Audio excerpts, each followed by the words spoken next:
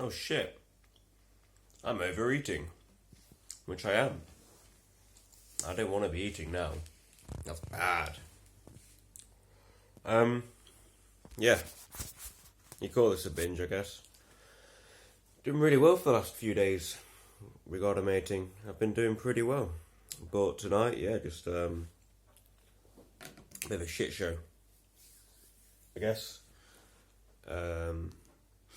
Yeah, I know what caused it. I'm pretty sure what caused it is just like strictness and like not cooking for myself and eating sweet stuff, like protein powders, quite sweet. So that with like porridge, it's quite a lot of calories for the day. And then if I don't cook myself, it's not as fulfilling. But then also, yeah, just my living situation. Oh, battery saver. I'll turn that bad boy on. And yeah, like one of the people in my life, they who I'm always around, well, a lot moans a lot, very quite negative. And yeah, she's I didn't realise until I guess last week how negative she is. And then my dad also quite negative. So yeah, I want to bring that up because that's relevant when we look at like self-improvement. And I watched, okay, I'll do a little roundabout here, but I just finished watching a film called Punch Drunk Love. Fuck me. Jesus. If you want like an anxiety-inducing film, I don't know if it's just because of my like mental state, maybe, but it's like really anxiety-inducing. Like the music, the cinematography, it's fucking. Oof. It's like painfully artistic, or horribly autistic. I don't know. Yeah, painfully autistic. Artistically painful. And yeah, at one point I just burst out laughing because I was like, wow, people like this exist in the world when they're like, you know, in the 40s and 50s and stuff. And I'm like 23 and I'm like, wow, shit, that's hilarious. I beat myself up so much by little things. I say to myself, you know, I should be doing this, should be doing that. I've got all this time to do X, Y, and Z. I should. And I see this and I'm like, wow, well, look what other people are like. And then I remind myself not to compare myself to others. And then I remind myself, then I realise that, oh yeah, but when I'm reading all of this stuff I read, like the philosophy, and you know, base all your actions on reason, and Nietzsche's Übermensch, the Overman, and I'm thinking about that and trying to do that, and then I eventually just like fuck up, and usually I feel really, really bad. I'm like, that's like an ideal. That's like what people spend dozens of years working toward. And I'm like 23, and I'm in my life situation at the moment is just kind of like in terms of like excitement and stuff going on, it's just like a bit of a limbo. And I'm trying to do all this, I guess, do all this stuff. It's not a lot, but you know, I could just watch Netflix all day, you know, but I don't. And then they say, you know, don't compare yourself to other people, whether it be good or bad, which is, you know, fair enough, makes sense. But just compare yourself to the person you were yesterday. Oh, fucking hell. You know, if you have a good day, then you have a bad day, or if you did X yesterday, you've got to do X plus 1 today. It's like, that's like, you know, and progress isn't linear. So when people say that, don't I guess don't compare yourself at all. Be aware of what you're doing, and I'm aware of what I'm doing now. I mean, look at that. Oh, look at that toast. Oh, good bread as well. Better than my bread I made. Oh shit, I quite like it. Well, it's like a doorstop. So yeah, I think it's just like having a conscious awareness of your actions and what provoked those actions, which is most important. Because when you're comparing yourself to yourself from yesterday, no.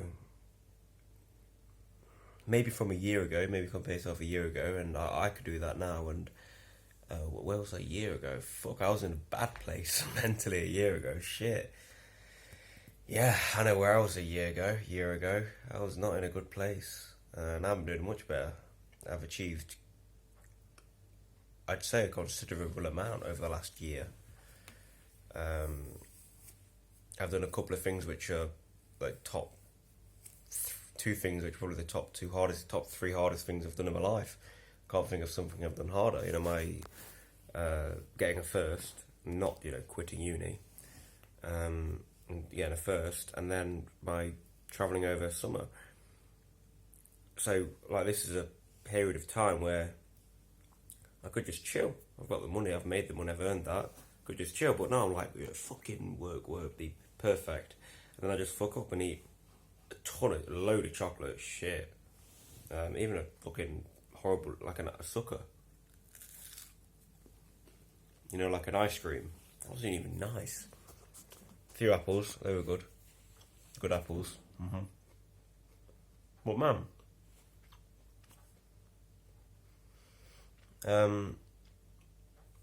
yeah, I basically just like ate, and I was quite conscious when I was doing it. I was just like, fuck it, I'm not perfect, and I know what happens is when I discipline myself not to do it, but it's there, and every day it's there. Like the chocolate in the fridge. Whenever I open the fridge, there's like a Toblerone in there now, an unopened Toblerone. For the last week, there've been two of these fat fucking huge really big chocolate bars, and then there's been a load of different snack chocolate bars, and there's loads of this shit. And I've got a propensity for eating when it's there anyway.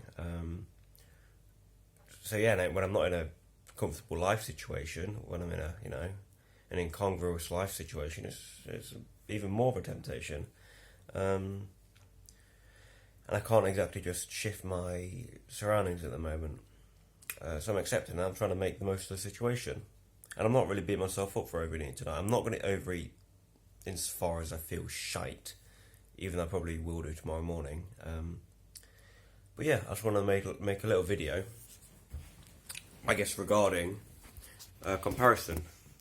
And I'm really shit at holding the camera above my head or in line. Like, yeah, I'm weak boy. Don't watch Punk Drunk Love if romance isn't, well, not even I guess it's romance, but it's just, that's what it's classed as, but it's just, weird. Good film, couple of good laughs from it, but it was just pretty black. Yeah, a quick video regarding comparison and self-development, because what was it? Tyler Durden said self-development is masturbation. With if you've got no end in mind, I mean, Evola was saying today how, like, being this overman, having the possibility for transcendence is essentially like a persisting self-overcoming with no ends. It's just like a fire that rages forth, leaving nothing behind. Doesn't sound like much fun. No.